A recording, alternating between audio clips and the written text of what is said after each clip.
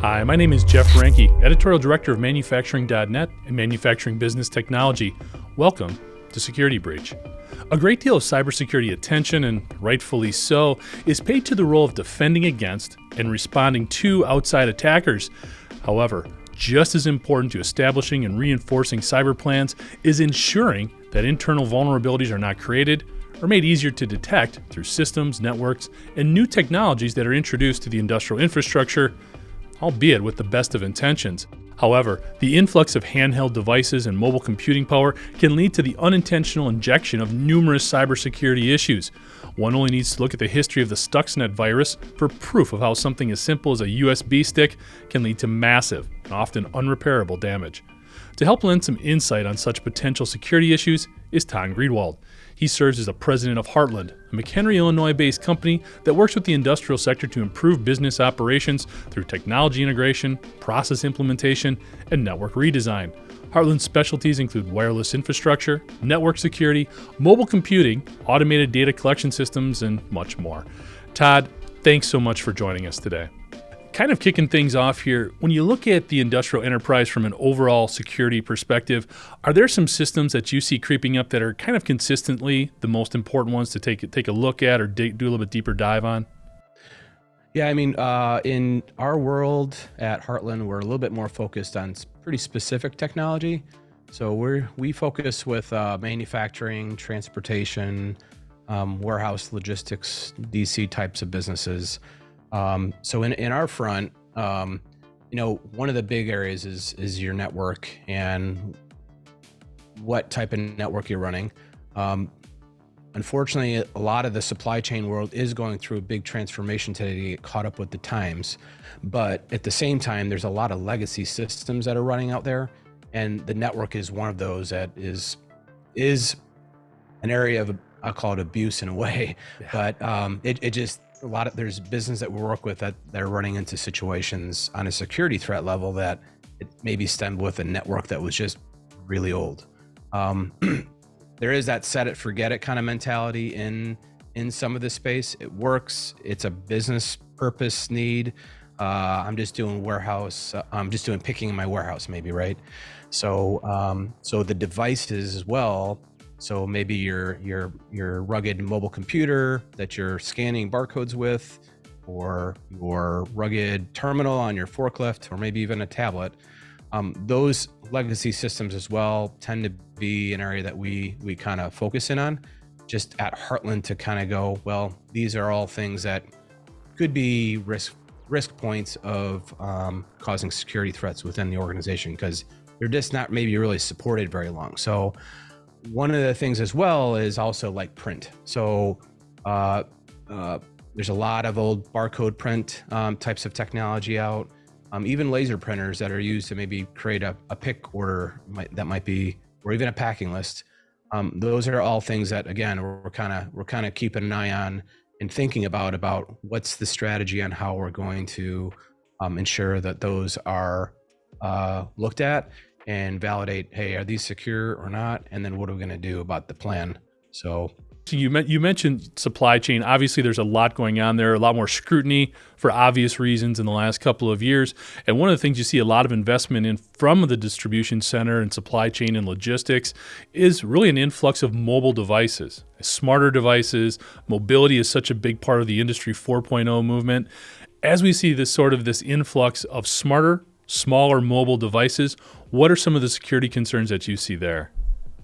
The biggest thing is, it's, to your point, the proliferation of technology is faster than it ever is, and everybody wants to look at how to solve the problem about how to make my people more productive, how do I increase quality, how do I get more out the door onto that truck and deliver to my customer ultimately, or whoever they're serving maybe. So the biggest thing is, looking at the technology that wants to be used by maybe operation, and then, all right, let's think about that just to make sure, like, for instance, maybe like an IoT, maybe I'm dealing with a cold storage company that has to make sure, type of business that needs to make sure that, hey, this ice cream that went in the truck or it's in my warehouse sitting on the dock, it stayed at the right temperature the whole time.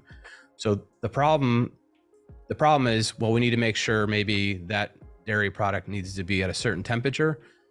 The the solution that could help is monitoring the temperature, but are we looking at a solution that is proven that, hey, security has been thought through? It isn't using some weird radio card in it that is coming from Asia that hasn't really been proven. It's really thinking that through beyond just what the solution provides and what it's going to ultimately do to help us solve the problem.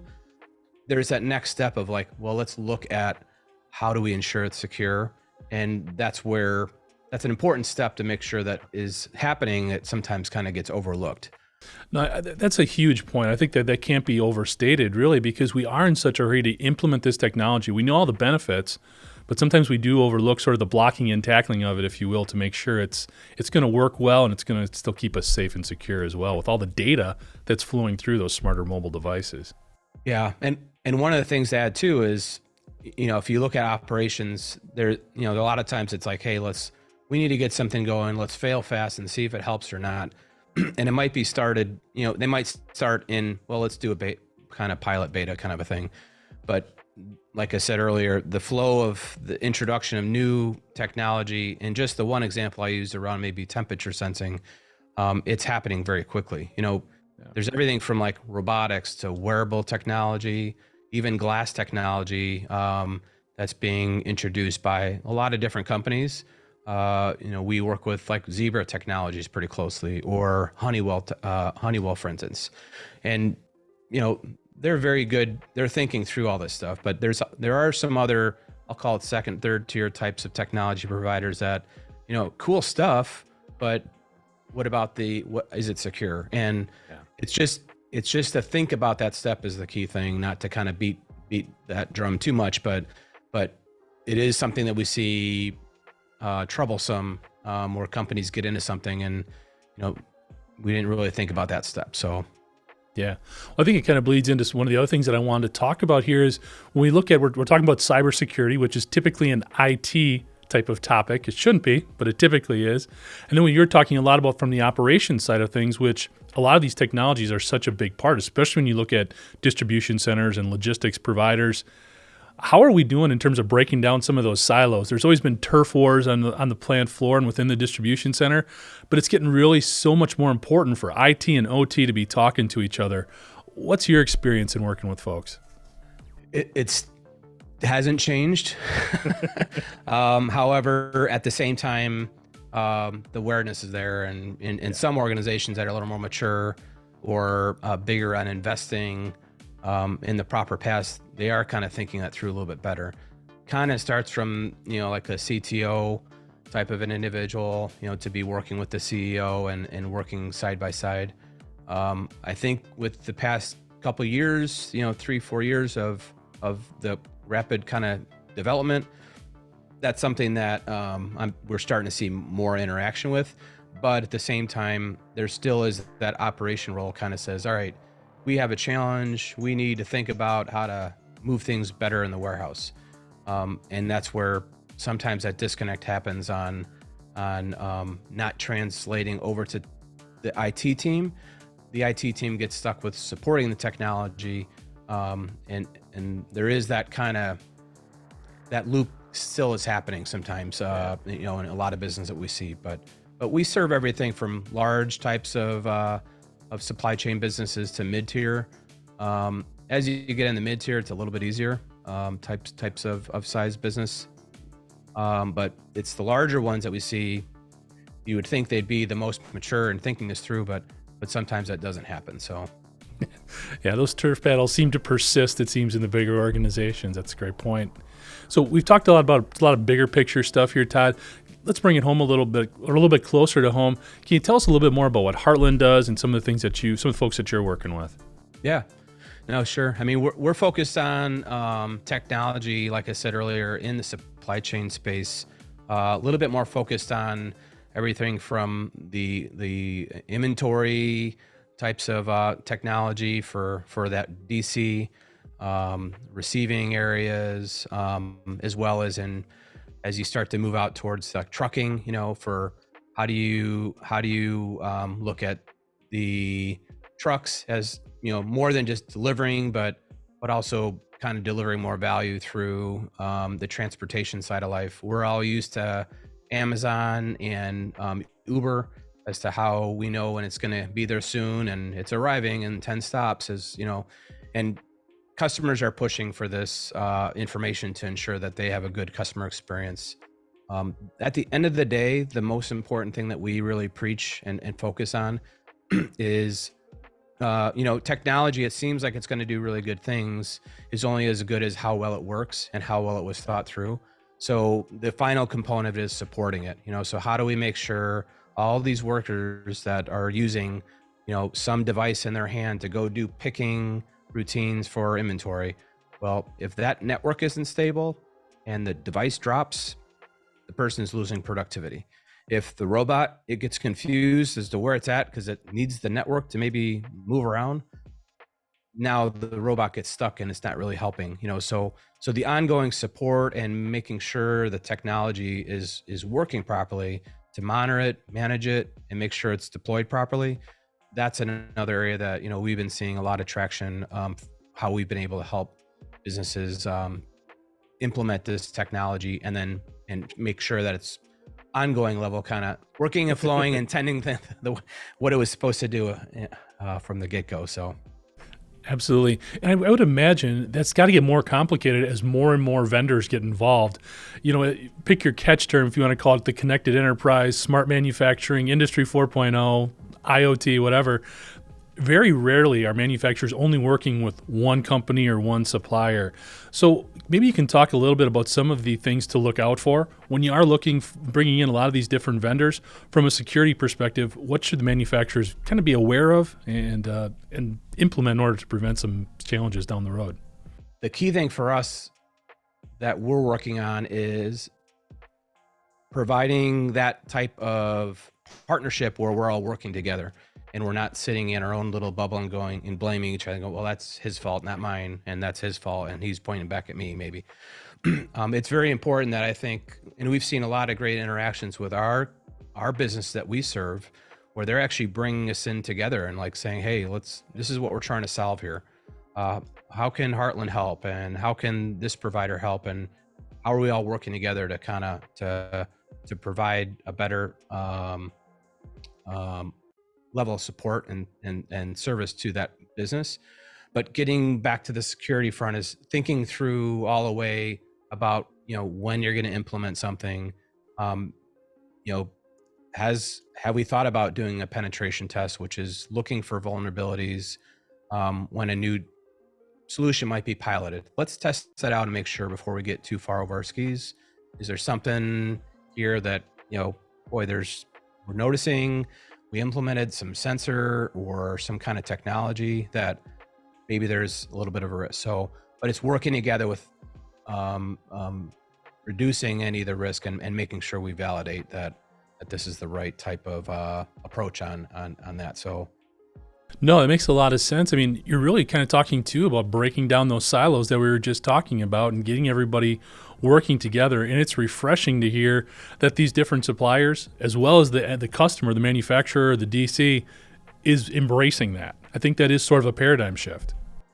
I think it's a big one. And I think we've been very cognizant of our side as well as the partners that we pick. We know that we should stick in our lanes but we should collaborate and work together. And collaboration is like huge when it comes to not only within the business that we're maybe multiple partners are trying to solve, how we work together. Maybe even from the WMS provider to, to security, to what, maybe we're focused on. But there's just a lot of value in that, in working together to ultimately provide a better solution. Going back to those silos, that's the breakdown, right? I mean, when we're not, even as the partners that are serving the business, when we're not working together, that's shame on us. I mean, we need to work together because we're stronger together when we actually collaborate versus trying to do everything on an individual level. And I think there's a lot of, I think we're all getting more mature. So, and it sounds kind of funny, but I think the partners that we pick and that we want to work with, I mean, we realize, that approach is a winning approach. If if you have a partner that's trying to do everything, I would be nervous. I would you can't be, there's the jack of all trades, master of none versus, hey, this is what our niche is and this is where, we thrive. So, there's something to be said about that.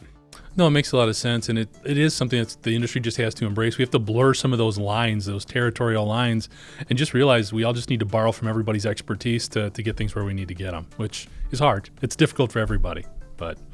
I agree. Yes. Todd, this has been fantastic. Thanks so much again. Last question for you. Again, with all these lines sort of being blurred in terms of responsibilities, there's a lot more onus being placed on employees and employee training to help with a lot of these security approaches or best practices. From your experience, what are some of the things that can be done, should be done, maybe aren't being done, just from an employee training perspective?